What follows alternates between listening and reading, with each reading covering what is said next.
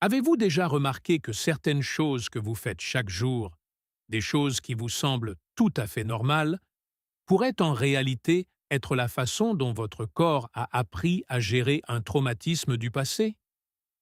Imaginez cette situation. Vous parlez à quelqu'un, et soudain son ton de voix s'élève. Ce n'est pas un cri, ce n'est pas une dispute, mais votre corps réagit comme si c'en était une. Votre cœur s'emballe, vos mains commencent à transpirer. Vous ressentez soudain l'envie soit de riposter, soit de partir. Et plus tard, vous vous demandez: pourquoi ai-je réagi comme ça? C'était juste une conversation normale. Mais pour vous, ce ne l'était pas. Parce qu'à un moment donné de votre vie, une voix qui s'élève signifiait un danger. Et même si cela ne signifie plus rien aujourd'hui, votre corps est toujours programmé pour réagir comme si c'était le cas. Ce n'était qu'un exemple. Mais il y a au moins 7 choses qui semblent normales et qui sont pourtant des signes de traumatisme. Premier signe, s'excuser excessivement. Vous vous excusez tout le temps pour des broutilles, d'exister, de demander quelque chose, de prendre de la place. Désolé de vous déranger. Désolé d'avoir demandé. Désolé d'être là. Les gens pourraient penser que vous êtes simplement très poli, mais ce n'est pas de la politesse, c'est de la peur. La peur que si vous ne vous excusez pas, quelque chose de mal arrive. Parce qu'à un moment donné de votre vie, ne pas s'excuser avait des conséquences. Des cris, le silence, le rejet. Alors vous avez appris quelque chose de très simple. Il est plus sûr de s'excuser d'abord que de souffrir plus tard. Deuxième signe. La difficulté à dire non. Il ne s'agit pas d'être gentil. Il s'agit de sentir que dire non pourrait vous coûter votre sécurité, votre acceptation ou votre place dans le monde. Vous dites oui quand vous voulez dire non.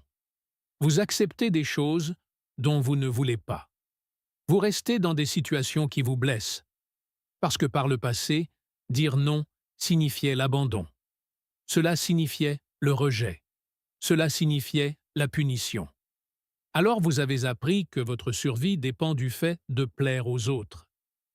Et c'est là que le danger commence. Vous commencez à accumuler de la rancœur, de la colère envers vous-même, de l'épuisement.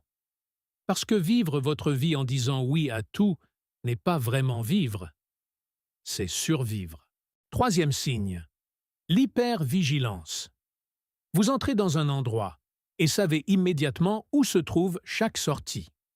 Vous lisez l'humeur des gens avant même qu'ils n'ouvrent la bouche. Vous remarquez les plus petits changements de ton, d'expression faciale ou de gestuelle. Les gens peuvent penser que vous êtes perspicace ou sensible, mais vous n'avez pas choisi d'être ainsi. Vous avez dû le devenir. À un moment donné de votre vie, votre sécurité dépendait de votre capacité à anticiper le danger, à interpréter les signaux, à savoir quand reculer avant qu'il ne soit trop tard. Et même si le danger n'existe plus, votre corps n'a pas éteint l'alarme. Vous vivez dans un état d'alerte permanent, et cela vous épuise d'une manière que personne d'autre ne peut voir. Quatrième signe, minimisez vos propres émotions. Quelqu'un vous blesse et vous dites « ce n'est pas grave ». Quelqu'un vous déçoit et vous dites « ce n'est rien ». Vous pleurez seul, puis vous prétendez que rien ne s'est passé. Parce que vous avez appris que vos émotions dérangeaient.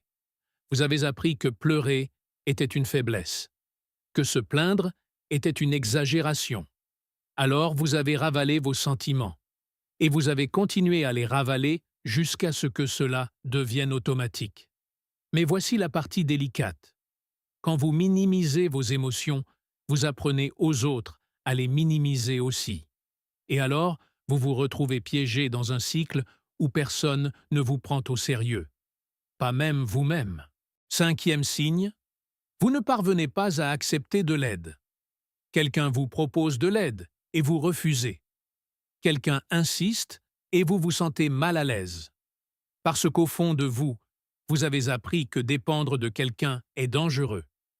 Peut-être que quand vous aviez besoin d'aide, personne n'est venu. Ou pire, ils sont venus mais ont demandé quelque chose en retour plus tard. Alors vous avez décidé qu'il était plus sûr de tout faire tout seul. Toujours.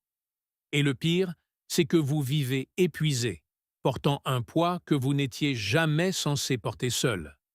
Mais demander de l'aide semble impossible. Parce que pour vous, la vulnérabilité ne ressemble pas à une force, elle ressemble à un risque. Sixième signe, vous vous sentez coupable de choses qui ne relèvent pas de votre responsabilité. Deux amis se disputent et vous avez l'impression que c'est de votre faute. Quelqu'un est triste et vous avez l'impression que vous auriez dû faire quelque chose. Quelque chose ne va pas et vous assumez la responsabilité avant même de comprendre ce qui s'est passé. Parce que vous avez grandi en croyant que vous étiez responsable de l'humeur des autres, de la paix dans la pièce, du bonheur de chacun, et quand quelque chose n'allait pas, le blâme retombait toujours sur vous. Alors vous l'avez intériorisé. Si quelque chose ne va pas, c'est forcément parce que j'ai échoué. Mais il y a quelque chose d'encore plus douloureux dans ce schéma. Vous portez une culpabilité qui n'a jamais été la vôtre. Et cela rend impossible le fait de vivre avec légèreté. Parce que vous essayez toujours de réparer des choses que vous n'avez jamais brisées. Septième signe. Vous avez du mal à faire confiance aux bonnes choses. Quand quelque chose de bien arrive, au lieu d'en profiter, vous commencez à attendre le moment où tout va basculer. Vous avez décroché ce poste. Mais vous vous demandez « Et si je n'arrivais pas à le garder ?» Vous rencontrez quelqu'un de gentil. Mais vous vous dites « Dans combien de temps va-t-il me décevoir ?» Vous ne pouvez pas vous détendre dans le bonheur. Vous n'arrivez pas à croire que les bonnes choses pourraient simplement rester. Parce que par le passé, chaque fois que vous vous autorisiez à être heureux, quelque chose de mal suivait. Alors vous avez appris à ne pas faire confiance à ce qui est bon. Reconnaître ces signes ne signifie pas que vous êtes brisé. Cela signifie que vous avez survécu. Cela signifie que vous avez trouvé des moyens de vous protéger quand vous en aviez besoin. Et ce n'est pas une faiblesse, c'est une stratégie. Mais ce qui vous a protégé par le passé peut désormais vous piéger. Ces défenses qui vous ont sauvé enfant peuvent désormais vous empêcher de vivre pleinement. Cette vigilance constante qui vous protégeait autrefois peut désormais voler votre paix. Reconnaître ces schémas est déjà la première étape. La deuxième étape est de leur permettre de changer. Et si ces comportements vous empêchent de vivre pleinement, demander l'aide d'un professionnel peut faire une réelle différence.